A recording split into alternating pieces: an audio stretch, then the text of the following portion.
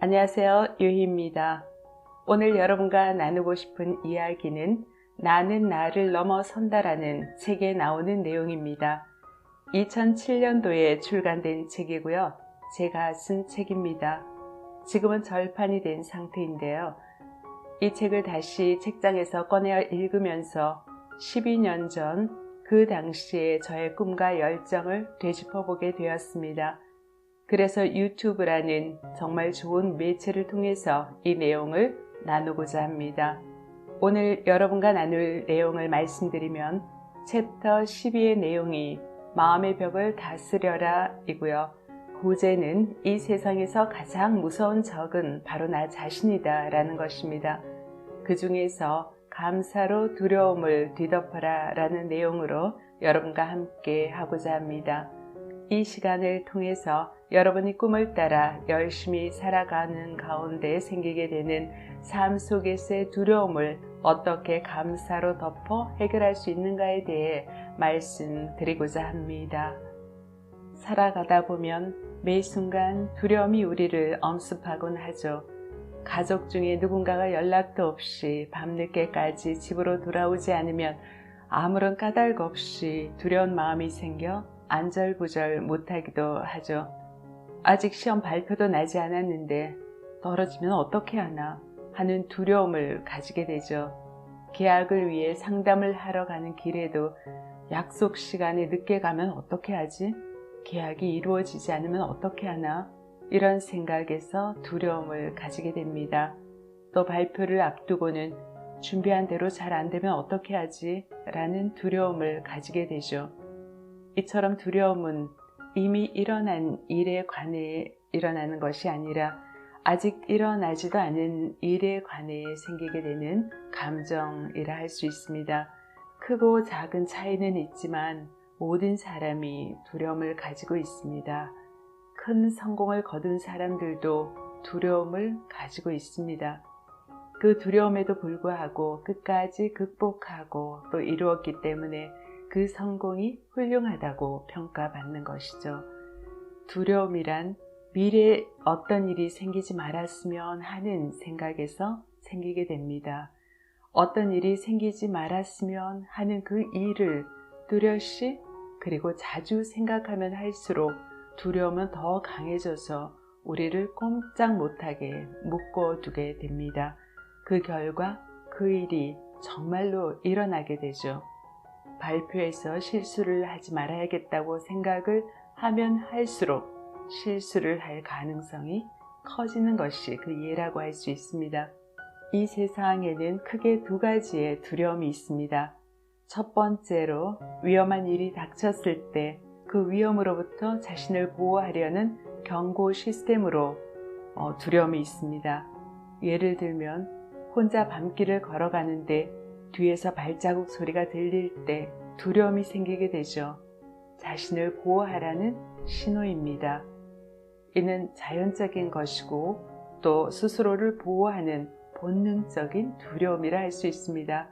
두 번째로 실패의 두려움이 있습니다.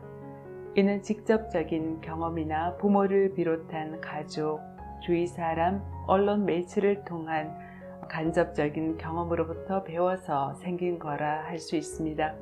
첫 번째 두려움과는 달리 우리를 마비시키는 부정적인 두려움이죠. 우리를 마비시키는 두려움을 없애는 묘약이 있습니다. 바로 두려움이 생길 때마다 감사하는 것입니다. 두려움은 쉬지 않고 뽑아도 금방 무성해지는 잡초처럼 계속적으로 없애려고 노력한다고 없어지는 것이 아닙니다. 도리어 그러면 그럴수록 두려움은 더 자라게 되고 더 현실이 될 가능성이 짙어지는 것입니다. 깜깜한 방에서 어둠을 물리치려고 아무리 몸부림을 친다고 해도 어두움은 사라지지 않죠. 하지만 전기를 켜면 어둠이 물러가고 밝아지게 됩니다. 두려움의 어두움은 감사의 빛으로 덮어야 비로소 없앨 수 있는 것입니다. 우리의 뇌는 한 번에 한 가지만 생각할 수 있습니다. 사랑을 생각하면 미움을 느낄 틈이 없고 기쁨을 생각하면 슬픔을 느낄 틈이 없다는 것입니다. 그렇듯이 감사한 일을 생각하면 두려움을 느끼지 않게 됩니다. 어느 날 한 대학원생과 상담을 했는데요. 3개월 후에 내기로 한 박사 논문의 제출을 연기하겠다는 것입니다. 지도 교수님도 정해진 시간 안에 제출을 하라고 하는데 정작 자신은 싫다는 것입니다. 그는 이런저런 이유를 대면서 연기를 하겠다는 것입니다. 대화를 하다 보니 논문을 제출한 후에 있을 구두시험에 통과하지 못하면 어떻게 하나 하는 두려움을 가지고 있었던 것입니다. 그 두려움 때문에 논문 준비를 제대로 할 수가 없었던 것입니다. 두려움이 그를 완전히 마비시키고 있었던 거죠. 그래서 두려움을 감사로 덮어보기로 했습니다. 먼저 자신이 어떻게 그 단계까지 이르렀는지 거기에 대해서 낱낱이 소리내어 감사를 해보았습니다. 그리고 자신의 가족에 대해서, 집과 지금 자신이 가지고 있는 것들에 대해서, 건강에 관해서 감사를 해보았습니다. 그리고 손가락이 5개이고 그 끝에 손톱이 달려있는 것에도 감사를 했습니다. 눈으로 볼 수 있고 코로 냄새를 맡을 수 있고 귀로 들을 수 있음에도 감사를 했습니다. 그렇게 15분 정도 감사의 내용을 서로 주고받았는데요. 시간이 지날수록 그의 얼굴이 밝아졌고 감사의 말소리가 점점 빨라지고 활기차졌던 것입니다. 마침내 그의 두려움은 사라졌고 미래에 대한 도전의 용기가 다시 생겨났습니다. 두려움이 생기는 그 순간 무조건 한번 감사해 보십시오.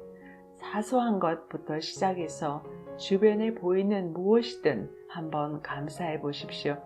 그러면 두려움은 사라지고 큰 힘이 솟아오르는 것을 느끼게 될 것입니다. 에머스는 자신이 가장 두려워하는 것이 있다면 바로 그것을 하라 라고 했습니다. 다시 한번 말씀드릴까요?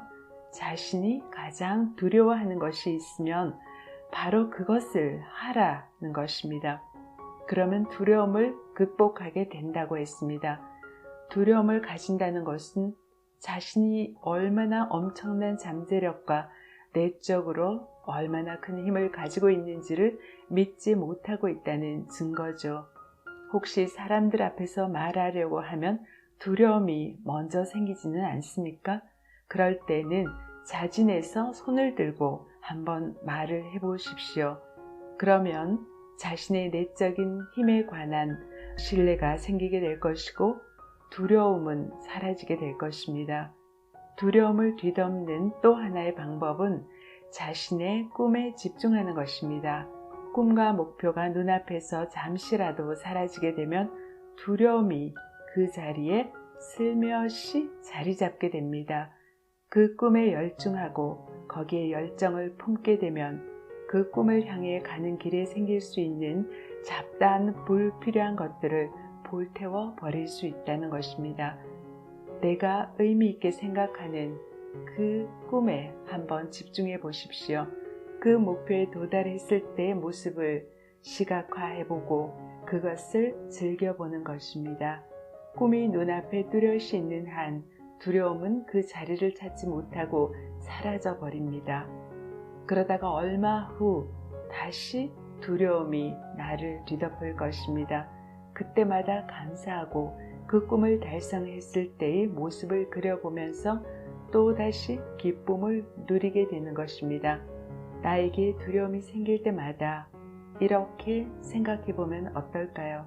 내가 요즘 감사하지 못했고 꿈과 목표에 집중하지 못했던 것이구나. 나의 꿈과 목표를 다시 생각하고 감사를 해야겠구나. 그리고 내 주변의 작은 것부터 시작해서 하나하나 감사를 시작해 보는 것입니다. 나만의 변화 관리 노트입니다. 나는 지금 어떤 두려움을 갖고 있는가? 감사가 실패에 대한 두려움을 뒤덮어 버린다.